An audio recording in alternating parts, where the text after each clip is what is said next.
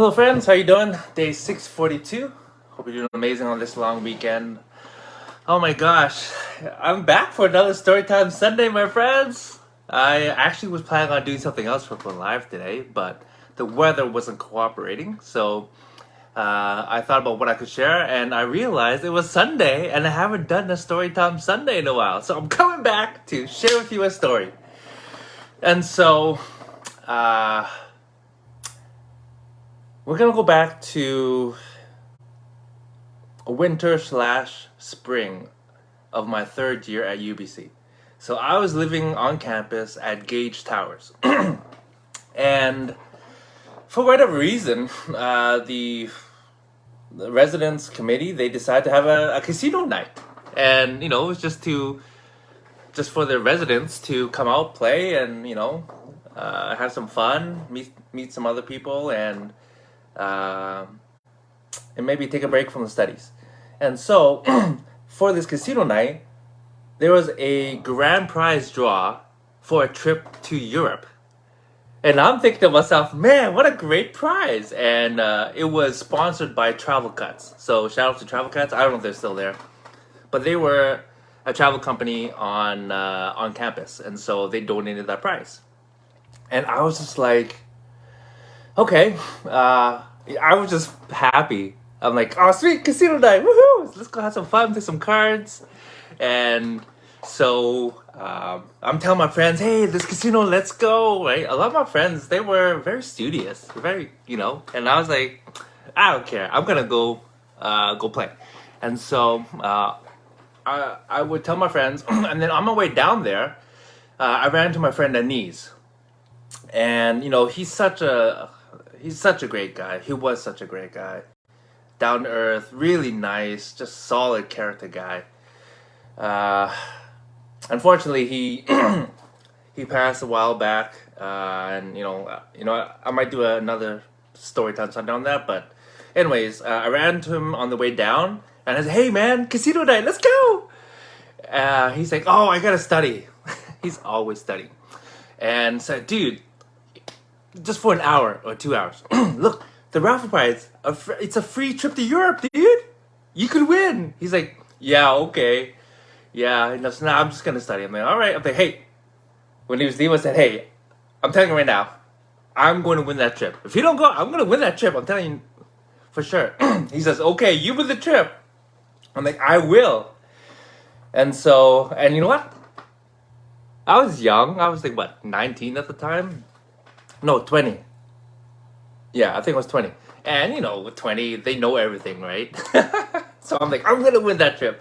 So I go, I play, I have a blast. And then, they do a few raffle draws. When you come in, you get a ticket, right?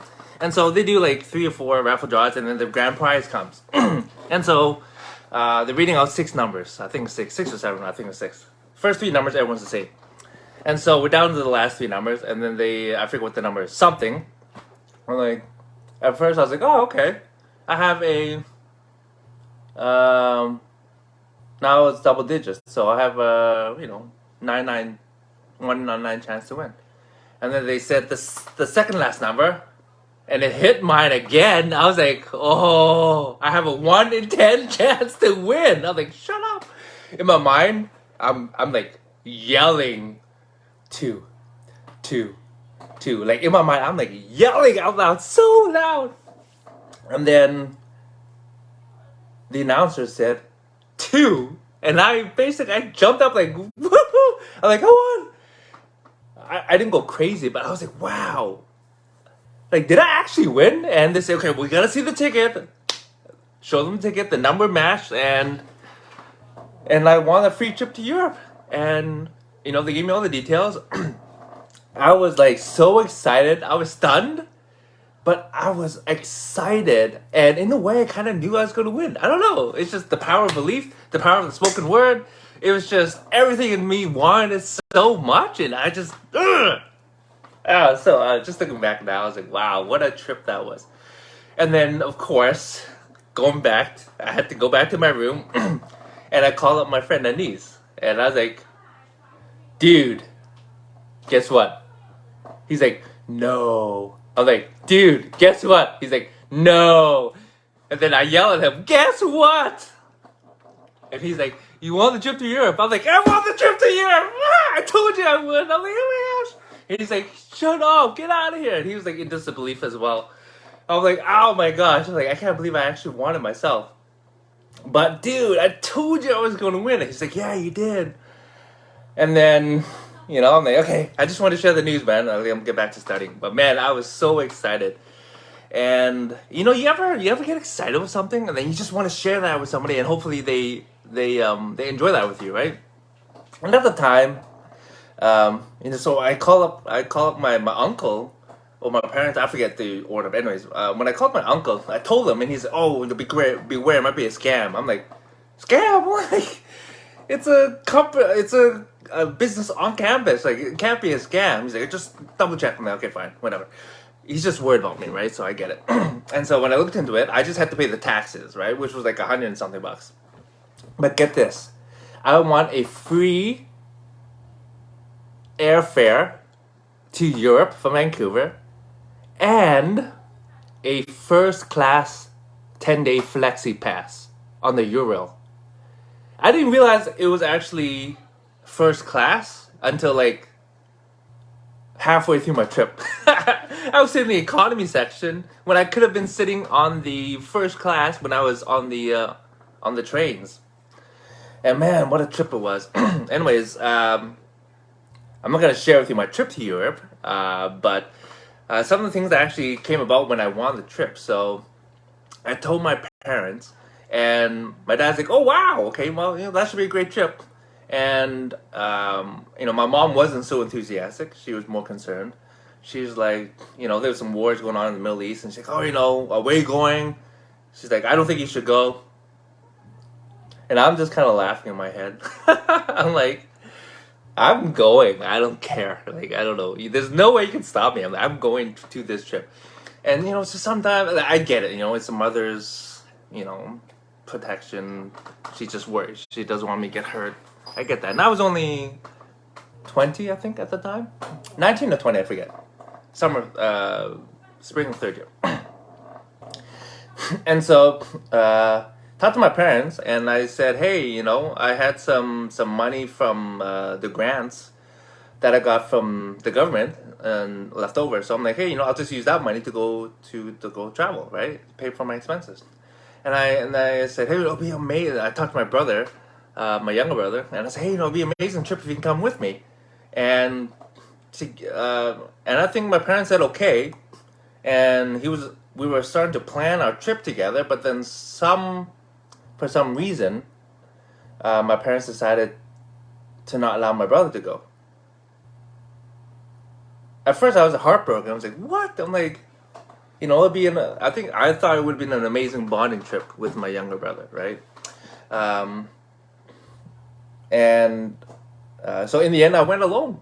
I was excited. I didn't really care who went with me, but I just thought it would have been an amazing trip to share and amazing experiences with my brother. We could have been talking and sharing stories like all these years afterwards, right? And I guess sometimes, for whatever the reason, right? I don't think it was money, because my parents were fine with money at the time. So my brother told me way afterwards that parents decided to change. I'm like, what? I should probably talk to them and ask why. Anyways, I ended up going, and man, what a trip. Oh yeah, sorry, I forgot. I had a deal. I had to make a deal with my parents. And they're like, "Okay, if you go, we want you to do one thing for us." I'm like, "Okay, what's that?" And so they wanted me to write the MCAT, which is the was a medical exam for entrance. And they said, "We want you to take a course when you come back with Kaplan, and then take the test." I'm like, "Okay, fine, that's fine, whatever. I don't care. I don't care." I'm just so excited. So I ended up going for 5 weeks to Europe, and I ended up doing the Western swing. So I landed in London, went over to France, to Paris, and then down to Nice, over to Spain, Madrid and Barcelona, over to Italy. I went to Rome, Florence, and Venezia. Popped by Amsterdam for a day and a half. Oh man, that was fun. And then headed back to London for a few days, and then popped it back, and then I had to fulfill my promise, which I did. And so, man, what a trip! I can't even tell you. It was amazing. Wow! Like, just think about it. If you're 19 or 20, and all your expenses are basically paid, you just have to pay for your food and hotel, basically. And I'm young kid traveling alone. I'm a guy, so I just stayed at hostels. I stayed at this big tent one time in Germany. Oh my gosh, I forgot. I went to Germany. I love Germany. I went to check out the castles at Fusen, stopped by Dachau with the concentration camps, and then I went to München, which is Munich, and that was a blast. Oh my gosh. Oh, so many stories. But there was a point. Crap, I lost it. Okay, anyways, I just got excited to retell the story. However, yeah, I know I shared a story to not to say that I'm the luckiest guy, but I'm like, wow, the power of belief. Like, when you want something so bad, it's just like you just put the energy out there. Put what you want out in the world, right? State your intention. The power of belief, the energy that you put out there is so strong. So what do you want? Put it out there. You never know what's going to happen. But if you don't, most likely it's not going to happen. And so whatever it is that you want, right? I don't know. Maybe it's a better job. Maybe it's a business. Maybe it's a girl or a guy. Maybe it's a free trip to Europe. Right? Whatever it is, right? Just set your intention and put the energy out there. Just, put the intention that that's what you want and that you are open to receiving it. And I think if you do that more often, then you have a higher chance of actually having amazing things come to your life.